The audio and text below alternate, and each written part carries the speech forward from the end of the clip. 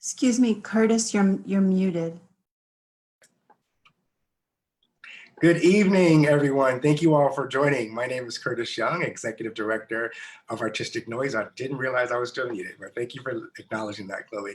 I would like to thank you all for joining today as we discuss the very important topic of the intersection of art and social justice. We consider this topic to be foundational to the work we do here at Artistic Noise. In fact, for 20 years, our mission has been to do just that. We bring the power of artistic practice to young people who are incarcerated, on probation, or otherwise involved in the justice system. So this evening, we're going to be discussing topics ranging from art therapy, art as therapy, which is a different thing, abolition of carceral structures, the power of art as a tool of change, and so much more. So without further ado, I'm going to introduce Chloe, who I've already brought over as a panelist because I was on mute, but welcome again, Chloe. Chloe Hayward is an artist, educator, and licensed art therapist who resides in Harlem. In her current role as education manager at the City Museum, she oversees teen programs, family programs, and school and community partnerships. Her work navigates and interrogates museum spaces as a site for transformative experiences grounded in the creative art process. She continues to shape the ways in which society views mental health and the role that the arts play in bringing awareness to promote social change, equity, and inclusion. So welcome once again, Chloe. I'm going to go ahead and bring over our second panelist. If I can find his name. Let's see here. There we go. So I no longer unmute. That was quite the show, huh? All right, so board member Rakim Brooks is a cross-divisional campaign strategist with the American Civil Liberties Union and a public interest lawyer. He is committed to a judiciary that reflects America's diversity and the Constitution's promise of a more perfect union. Prior to joining the ACLU, Rakim worked as a litigation attorney. Thank you both for joining. It's a pleasure to have you with us today, and it's also an honor to have you serve as our board members. So could you go ahead and unmute yourself, Chloe? You don't want to make the mistake I made by talking. I was trying to signal you. I was doing my best. I know.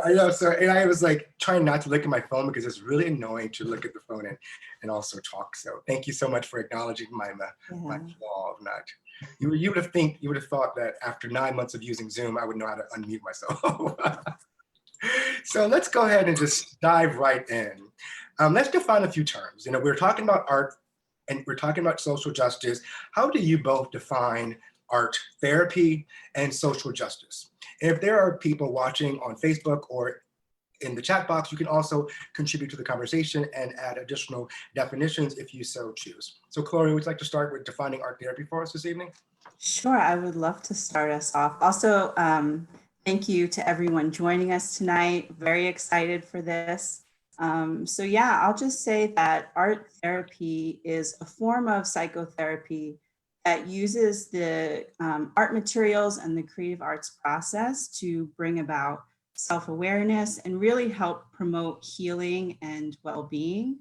And this can take place individually or within a group. In my personal practice, I often find a lot of rich metaphors in the creative arts process that can help lead to conversations with people about their thoughts and feelings and experiences. And sometimes it's things that we're not even aware of. And it's really beneficial because sometimes, we can't find the words, but there is the power of the image, right? And art is the universal language that helps us all understand. In terms of social justice, when we talk about the word social, we're talking about society, right? And the interactions that we have out in the world as human beings. And so when I think about the term social justice, I'm considering, what are the ways in which we're creating space for equity, access, and inclusion among each other within these interactions? I think what we're talking about as we look around and see, especially Black people and people of color, continue to be marginalized and systems continue to be upheld that are the antithesis of equity, access, and inclusion. We want justice from and for these societal structures and systems. Thank you very much. Yeah, it's always difficult to follow Chloe. Even we were preparing for this. These answers are even better than the one she gave prep time. So the only thing I would add is it was a difficult question for me in part because I'm not an artist. I'm cursed with the inability to even draw straight lines, but nevertheless do social justice work. And I think Chloe is exactly right. I've always wondered why we call it social justice, but I think it sort of is meant to double down on the fact of human interaction, human sociality. And I ultimately think that politics is about world making. It's about making community, making family, making friends, making decisions about how we share common resources. And the way that art plays into that, it seems to me, is that it helps people to discover their inner creative. I mean, if we're all world making, we're all creatives by nature, but art helps you to become this art therapy process, and the making of art helps you to become a self-conscious creator, a self-conscious curator of these communities in many of the ways that Chloe was describing. And so for me, that's the relationship between the two, that people are walking around all the time, abusing relationships, making mistakes, not thinking consciously about the choices they're making. And so introducing processes into people's lives like art, the process of creating art that makes you self-consciously interrogate the choices that you're making serves the dual benefit, I think, in social justice terms, of helping you think more creatively, more expansively about the relationships that you have with other human beings. Mm. Yeah, I like to quote Nina Simone, who says, "The artist's duty is to reflect the times we live in." So as we talk about the times in which we're living in now, it's obviously been a very challenging year for us. But I noticed a lot more public art projects surrounding issues such as Black Lives Matter movement. What are your thoughts on some of those intersections we've seen? There are murals created by artists are all across our city. There are public art projects happening. Museums that are now talking about these issues in a different way that they've ever done before. Chloe, you're a museum educator, you can attest to that. So what are your thoughts on these intersections that we've seen so much this year? Rakim, you want to go? I'm happy. Yeah, I'm happy to kick it off and maybe just get us started on that. I was saying to you all earlier that, I very rarely agree with a politician, but I think that the president-elect's priorities are at least right. He's focused on climate, he's focused on racial justice, he's focused on the health pandemic and the economic pandemic, which is all a way of saying we are in deep crisis at the moment across so many intersections of our lives. And of course, we know that working class and poor communities of color in particular are bearing the brunt of this economic and health crisis. And so it strikes me as fairly obvious that art would emerge in this particular moment. People are trying to process and understand what's happening around them, and maybe more importantly, trying to imagine a way out of it. So we often, I talked about world making. Well, that's connected to imagination, right? There's a professor of mine, Tony Bogues, who often talks about when he's thinking about empire, he's a Jamaican and has thought about sort of the transnational slave trade and the role that played in the modern world. But one of the things he often says is that the project of the nation state now is often to control imagination, control how we think and how we live. And of course, communities of color, Black people in particular, have been particularly targets of that type of sort of mind control, image control, and imagination control. And so I see artists at this moment attempting to push those boundaries, helping us to think anew about ourselves, about our communities, about how we can respond to crises. We've now had, multiple crises in the last 20 years, right? I mean, we had the dot-com boom, we had the, Great Recession, now we have a pandemic. I mean, we've been living in a state of almost constant economic, financial, health crises. And so, it should be no surprise, I think, that artists, human beings, are coming up with new ways of trying to understand our relationships to one another. Mm-hmm. Mm-hmm. I love that, Rakim. And I also want to touch on, this idea of world making and community. Let's not get twisted. Communities, especially the Black community, communities of color, human beings who have faced the trauma of oppression. We've been for centuries finding ways to connect and ways to create care and ways to create systems of change. Right? And so also, you know, when I think about the intersection between art and social justice, you know, I think you can't have without the other in many cases, you know, and I would even argue that art therapy itself is a form of social justice. Art provides a way in that's less invasive, right? It's a tool for self-expression, and it's often used, as you were saying, Curtis, right, as a radical form of resistance and a way to express the injustices faced. You know, in my own community of art therapy, you know, I'm trying to bring more awareness to the ways in which the creation of therapeutic programs in non-traditional settings can help work against these injustices and remove barriers and create more opportunities for access and healing and change. And, you know, that's something that I think Artistic Noise does so wonderfully. Can I add just one thing based on what you were saying, Chloe? Because it struck me Mm. it's not just resistance, it's about the creation of love. And I found, I'm sure the students find this as well, that art making is actually one of the most intimate acts that a human being can experience. I mean, you know, I said I can't draw a line, right? So all of my vulnerability is on display when I'm Mhm. trying to figure out how to express what's in my head on the paper and trying to learn new techniques. And I think that process of intimacy is actually, as you say, a part of social justice. Figuring out how to create intimacy in communities, particularly among different kinds of people, is one of the key devices, key skills of any great organizer, for example. Mhm. And so it strikes me that exactly what you said, art and the tools that art provides neatly interlace with the tools that are required for social justice work. Yeah, most Mm. certainly. Just to piggyback off that, you know, I look back at our programs with Department of Probation. We would go in with our therapists, our teaching artists, and I remember these situations where there are these young men who were like, we're not gonna do art project together. Who are you coming in here? And not interested at all.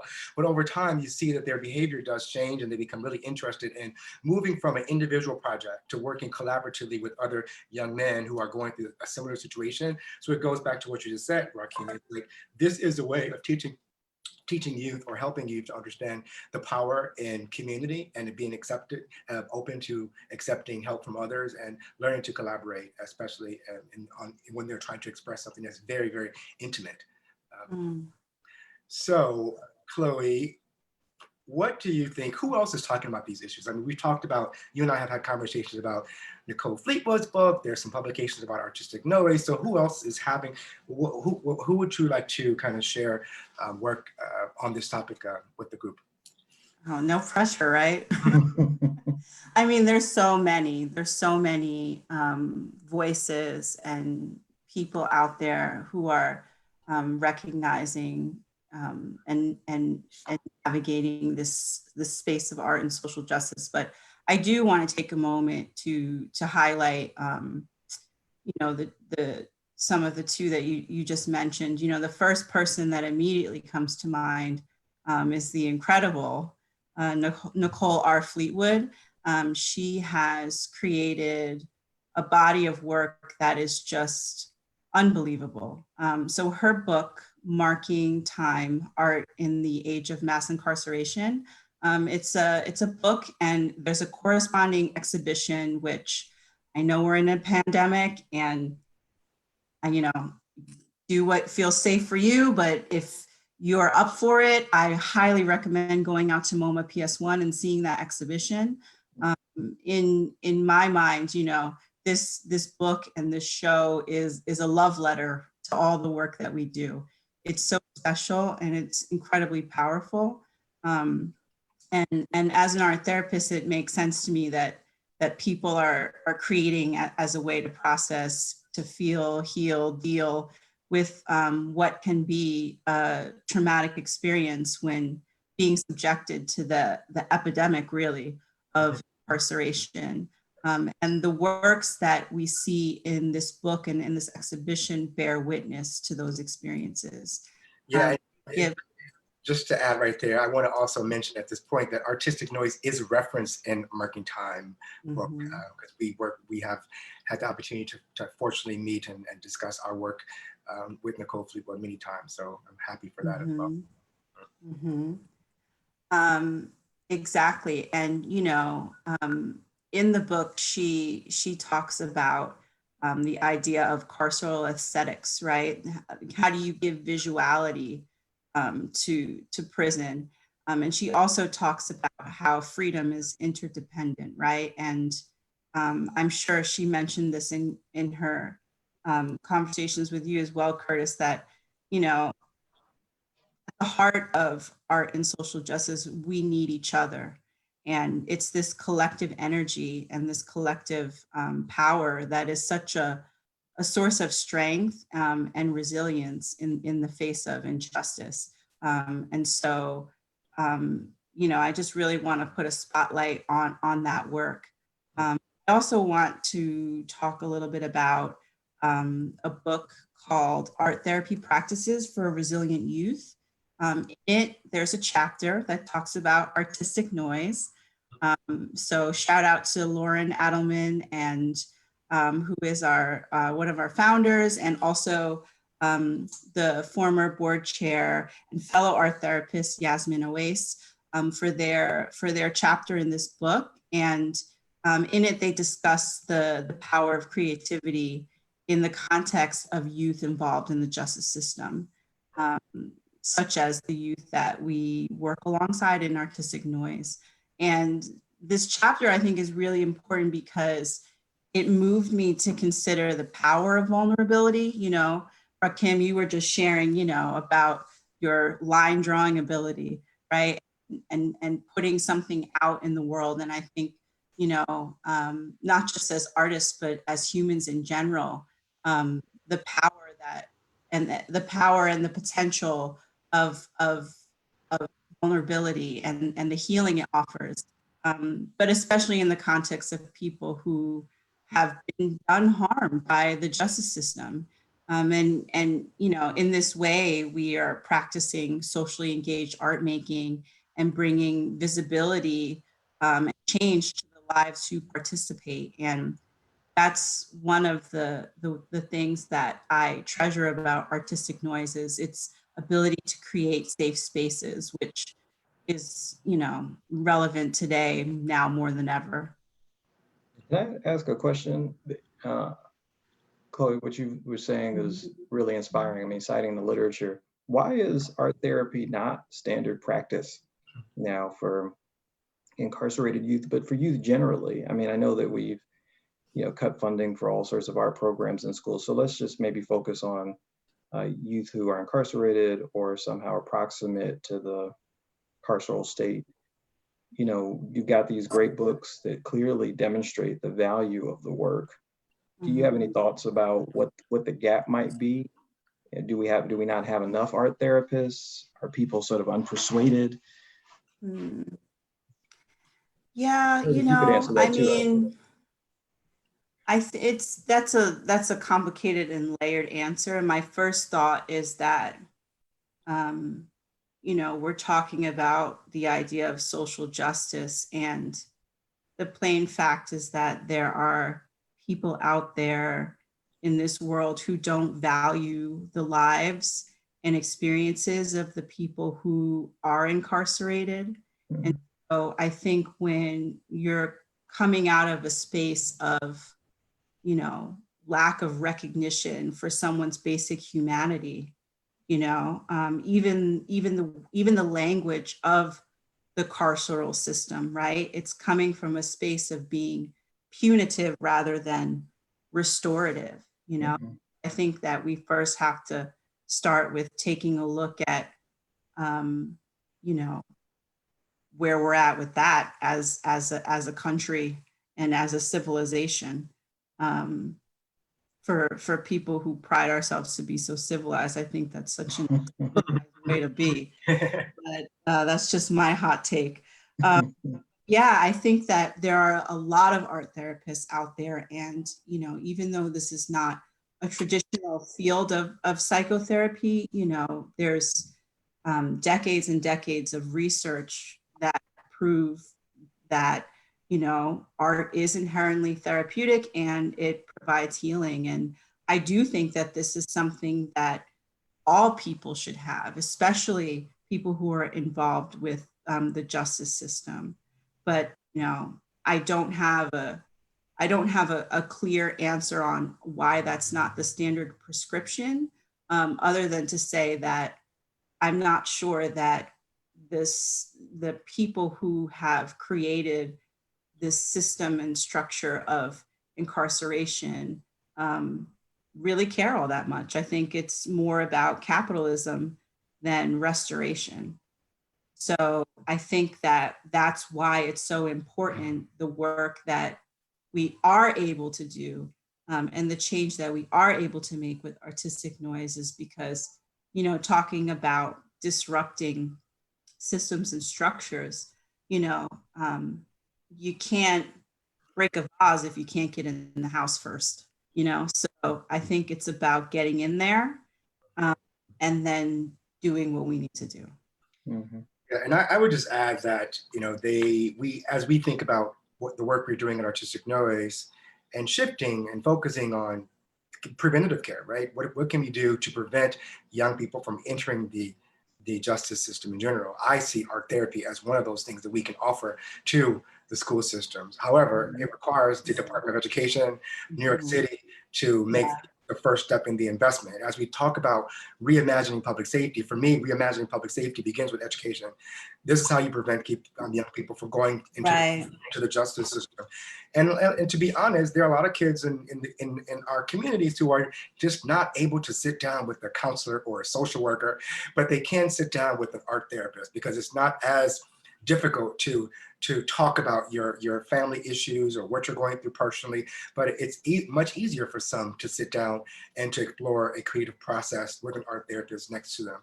I think one of the ways of kind of cutting the school to prison pipeline is to really consider our therapeutic practices in our Black and Brown communities when our young people who are coming from these communities are already so traumatized from their lived experiences and their family experiences and just the neglect of generation from generation.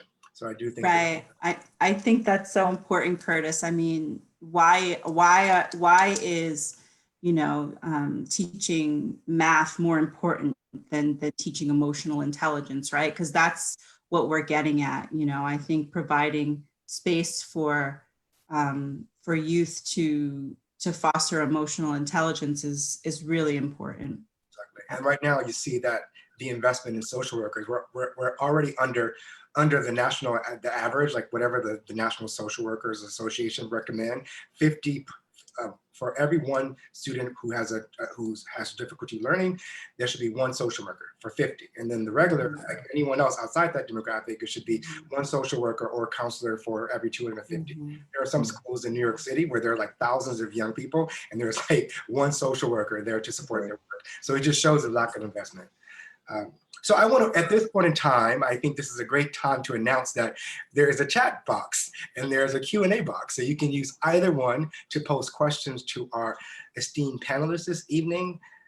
So please do that now. I see a few people esteemed by our mamas and daddies only. Yeah, esteemed by me because you're amazing board members.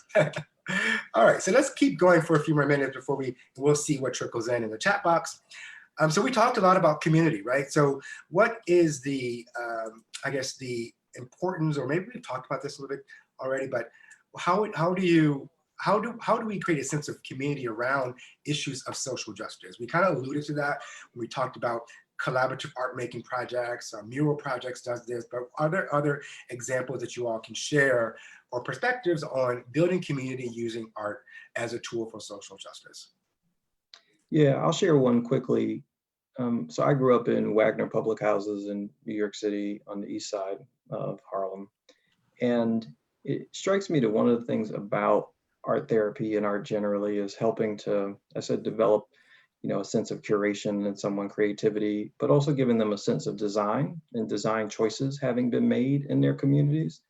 And so I remember finally picking up The Power Broker, that like tome of a book that all politically interested people are supposed to read. And I still have not read all of it, but I wanted to read the chapters on public housing because I grew up in public housing. So did my mother. My dad still lives in public housing. I mean, you know, writ large, I've got so many family members who live in public housing. And one of the most striking things was to understand how Robert Moses designed various aspects of the city to make people poor people feel small and insignificant, and how deeply racist he actually was.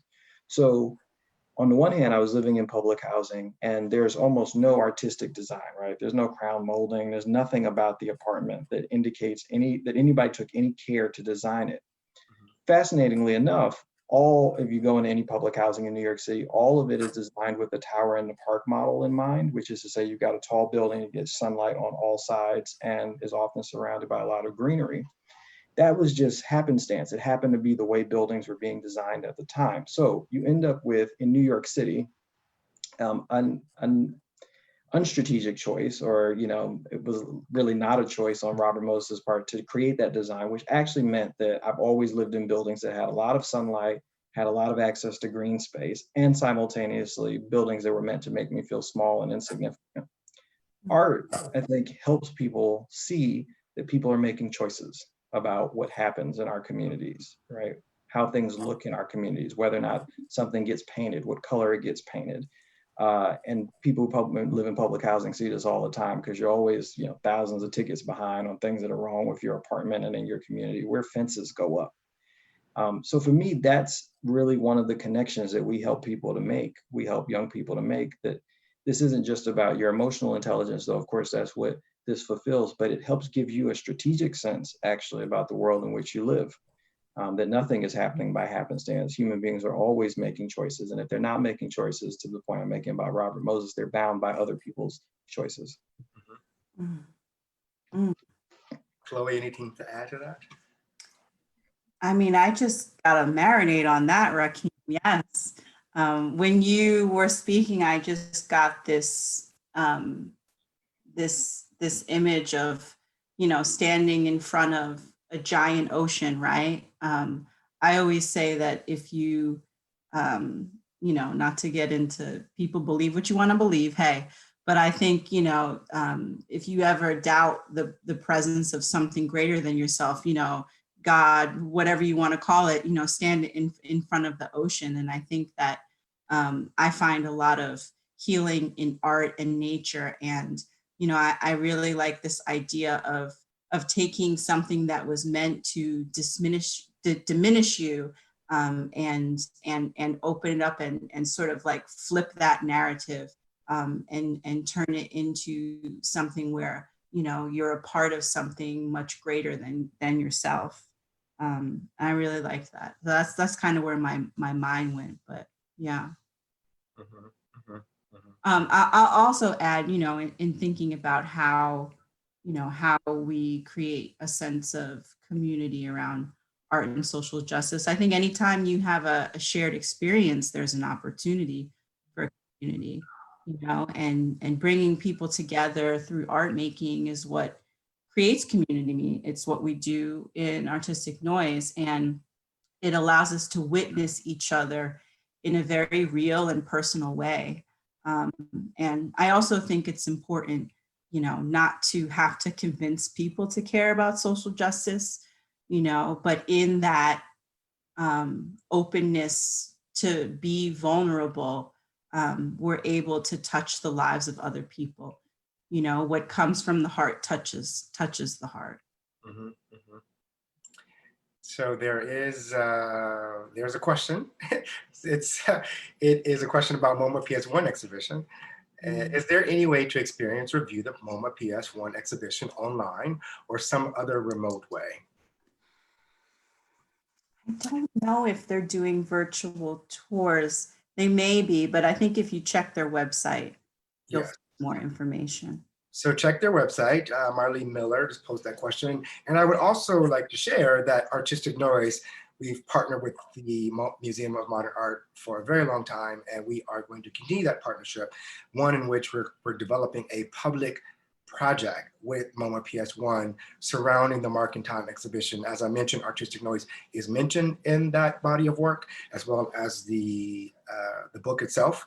And one of our former teaching artists is on display at MoMA PS1 as well. So we are going to be partnering with MoMA PS1 to develop a project with our young folks going there. So stay tuned for that, and hopefully you can partake. But in the meantime, check out their website, and I'm sure there is a way to experience at least a portion of the exhibition. Okay. All right, are there any other questions in the chat box? Let's see, we do have a few now. Rakim mentioned that art can expose vulnerabilities in a meaningful way. How do you create intimacy and vulnerability with the youth during the pandemic? I'll let you take that, Curtis, because we've done a really, I mean, the board went to work as soon as the pandemic hit, but really under your leadership. Thank you very much. I think this is about the youth and how do we work with them during the pandemic. You know, it most certainly did not start off easy. We had to redesign our in-person workshop, and we talk about community a lot here because Artistic Noise is a community. We have a space in Harlem where our young artists, youth artists, or participants, we call them, are able to come and experience the workshop that they're going through with our teaching artists in our space. And our space is a very comforting space. It's a very nurturing environment. It's a safe space for them as well. So we had to recreate that in a virtual space. We went through several different formats and several different platforms, and finally we resulted, like everyone else, to using Zoom. So, but I think one of the how do we create intimacy? We started to create intimacy by offering individualized art therapies workshops and one-on-one sessions. So instead of having our youth sit in front of their screen with a group of 12 young people, we said, okay, you have to do this, but you also have the option, if you choose, to have an individualized session with our art therapist. If there's something you're going through, if you need to talk about an issue, you have that option. So we actually expanded our programming. Prior to the pandemic, we were only working in person 2 days each week, but we felt that we needed to be in their presence some way, shape, or form over longer periods of time, because also we didn't want to have a 3-hour workshop on Zoom.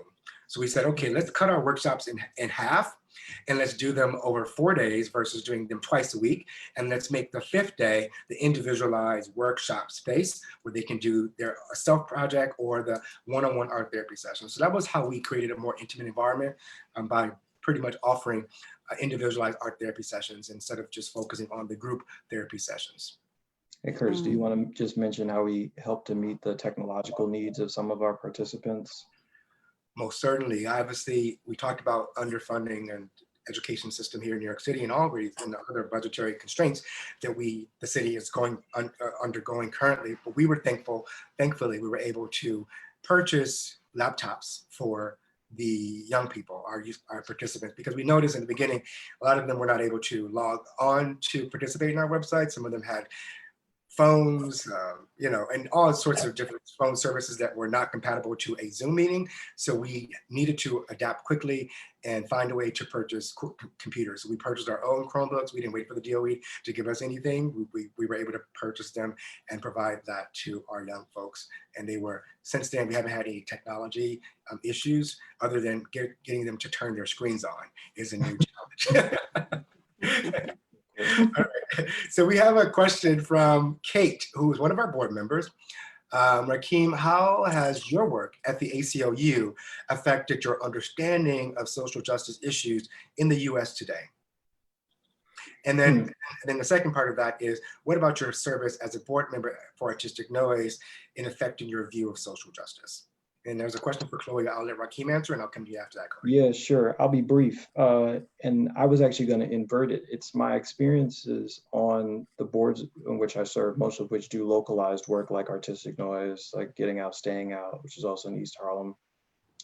It frankly mostly inform my work at the ACLU. The ACLU is mostly a group of people who are searching out a space in which they can activate their concerns for society. And so our experience as board members of having to think quite hard about, you know, the population that we serve, many of whom are kids like me, and knowing that they weren't going to have regular internet access, right? And so now I'm at the ACLU, and what are we working on? Broadband access for the country, right? Those things are directly linked for me because I can say that we're not doing a good job of providing essential services, not just essential service. I mean, I consider Artistic Noise an essential service, but think broadly in terms of essential services up and down the line. We're just not doing a good job for poor communities and communities of color in particular. So I'd answer it that way. But from the ACLU side, as I think of it, it served to broaden. You know, everybody has their issues. You know, you come sort of formed in some ways, your experiences, your sense of what needs to be prioritized. And then I work with a fabulous group of people who have other priorities because their lived experiences are different. And so part of, again, the social justice, the world making, the decision making processes becomes navigating and trying to think about how to deal with scarce resources in relation to all of those goals, all of which would make the world a better place. And I guess that's how I would answer it. You know, it's the combination of diversity of experience producing diversity of concern, and then the need to harmonize all of those things in one place is what the ACLU has given me. Thank you very much. Okay, so Chloe, your question is, how has your museum work made you think differently about social justice issues in the US today?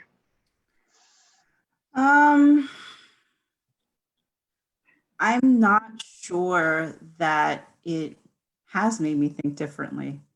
I mean, if anything, you know, I'm trying to understand the question. Okay, so what is the connection between museum work and social justice issues?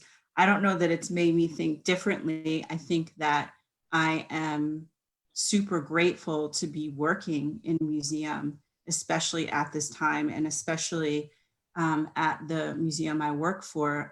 Shout out to the Studio Museum in Harlem, because we are always thinking critically about social justice issues. I mean, this museum was founded out of civil rights movement. It was founded out of, you know, a lack of inclusion and equity and accessibility around the ability to make and exhibit artwork. And I think that that work continues today in the mission to create this exchange about ideas around art and society. And so has it made me think differently? No, but it's offered me an opportunity to sort of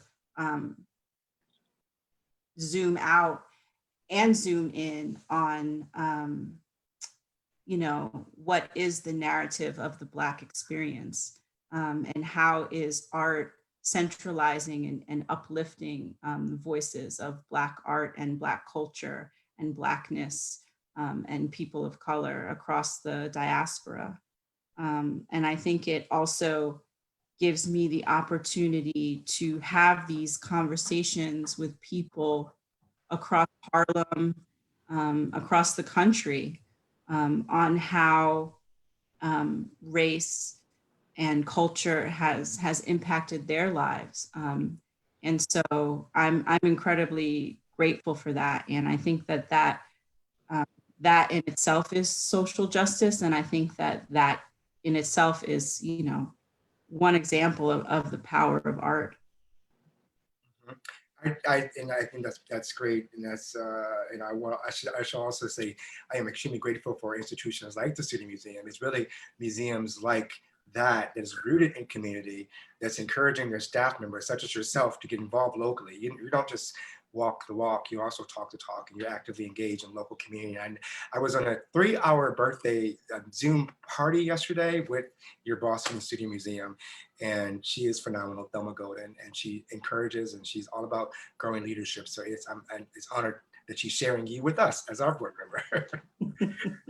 So there are a few other questions. There are topics on a lot on art therapy, but I'm going to pivot just a little bit. How do you support youth to be fully free and fully themselves, but also manage the realities about how they will navigate the capitalistic supremacist system set up against them? Rakim. Right, the person who's never taught an art therapy class has only watched and observed. I'll give you my observations, and then maybe Chloe and Curtis can fill in.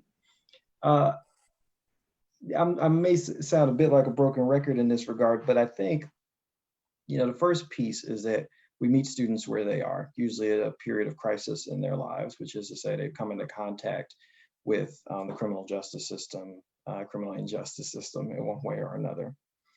And our response, therefore, is to figure out how to deal with that trauma, how to help it express itself, how to help it, how to locate it even in each of the students, and then to turn it into something else. And to me, that's the same process that the question is alluding to. We all exist under that system.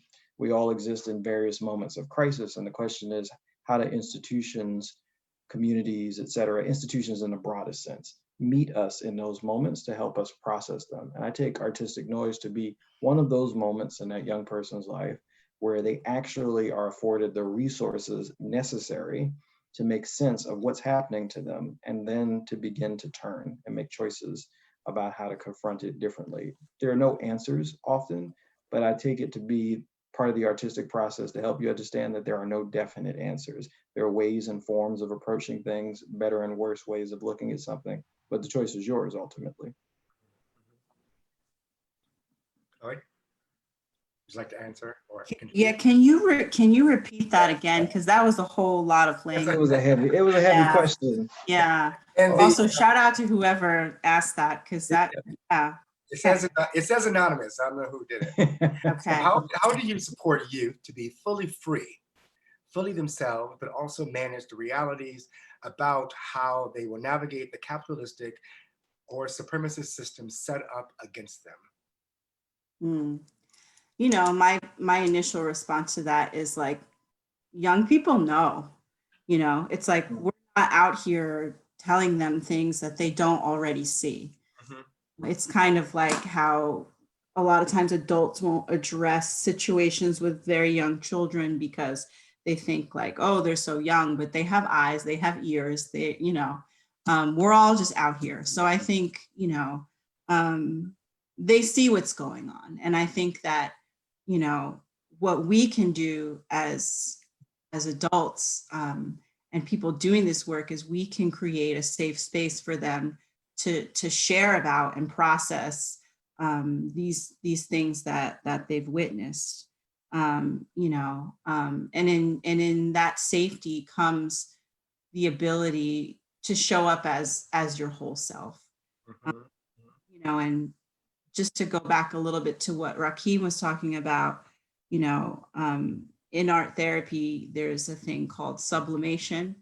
And that is what we are doing in this work. We are transforming trauma into something other, into this other space. And I think if you can speak to what's in the room in a way that's honest and with integrity, and you can show young people that, you know, you walk it like you talk it, and that you're open and you're willing to hear and learn from them, not just to be, you know, this is not a one-way street. It's like we're here in a space of co-creation. Then you open up that doorway for people to become vulnerable and feel free to be themselves and to share in a way that's authentic and allows them to sort of transcend everything that they may have been through that is traumatic. Thank you. That question came from an art therapist, by the way. It was Francesca DiBiaso, our former art therapist. So thank you, Francesca, for identifying yourself. Alrighty, so let's go with just as one more question in the question box. How can art contribute to conversations of abolition and criminal justice reform? And I think I'll start off with that. I think there are a lot of, as we discussed earlier, when we invest in things such as art programming, when the city invests in things such as art therapists and social workers in public school system, it is reshaping the conversation on public safety. This is what it means to reimagine these institutions, right? So I think part of it for me, when I look at the work of artistic noise, it seems to be preventative, and we're keeping kids out of the system. We have a zero recidivism rate, and we've had that for 20 years. And I think that speaks to the ability of art to help to refocus our youth and to give them creative agency to redefine their lives on their own terms. So I think that is one of the contributions art makes, and we've been successful at that for 20 years. So I'm really proud of it. I wish I had a bell, right? I mean, this gets back to like zero recidivism, right? For 20 years, gets back to our point of the crucial function that this work can play in whatever our version is of dealing with harm and restoration in a community. And we're just clearly missing the boat on it, but I'm sorry, I interrupted. I'll let Chloe go. Can you repeat the question, Curtis? How can art contribute to the conversations of abolition and criminal justice reform? Yeah, I've got an answer if you want some time to think, Chloe. I got a little something, so maybe I'll go and then you Go ahead. maybe I'll go again, who knows? Yeah. I think it's important first to like define what we're talking about when we talk about abolition.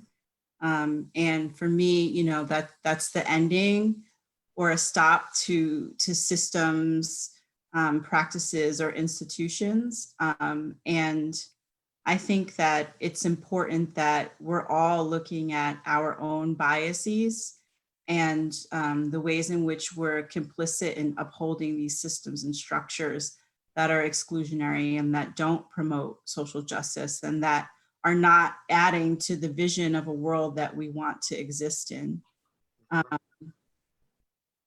Yeah, so I'll start there, but I don't know what Yeah, I can build on that. That's a good springboard for me. I think that one of the mistakes we're making at the moment is just talking about abolition in the abstract, which is to say, or disconnected from other things. The term, as Angela Davis used it, was abolition democracy. The term, as Du Bois used it at the end of slavery, was abolition democracy, to talk about Reconstruction. And so abolition is really seeking to make a claim on the society as a whole, not just the prison industrial complex or the particular institution.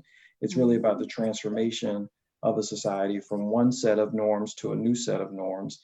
And to my mind, the connection between those two things is the imagination. It is art. It is figuring out how you're getting from one place to another.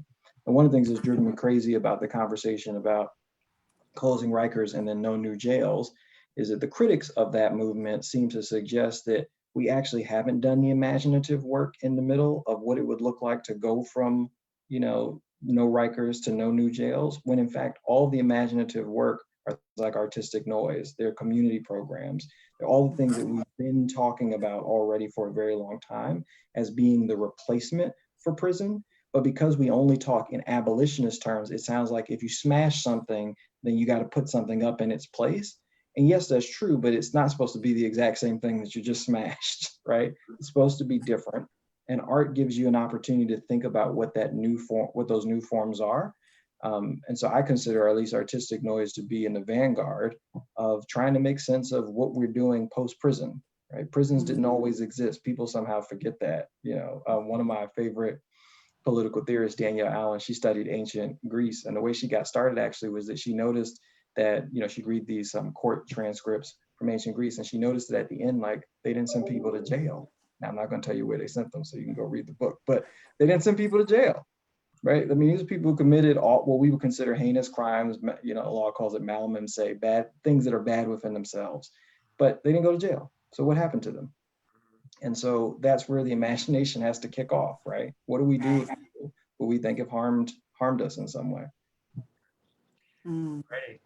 Well, thank you both. It is now 6:54, and I just want to thank everyone for joining us this evening. You know, this work is very important. We are celebrating our 20th year anniversary in 2021.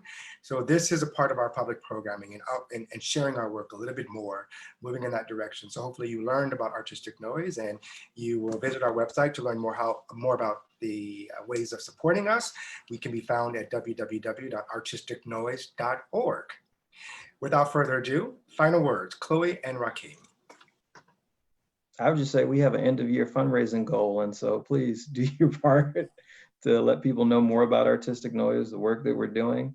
And your support would be very much appreciated. Curtis sort of just said we gave people, you know, technology. No, people fundraised and provided resources such that we could meet our students where they were and allow us to continue doing the work that we're doing. And so thank you for your support and your continued support. Chloe, final thoughts?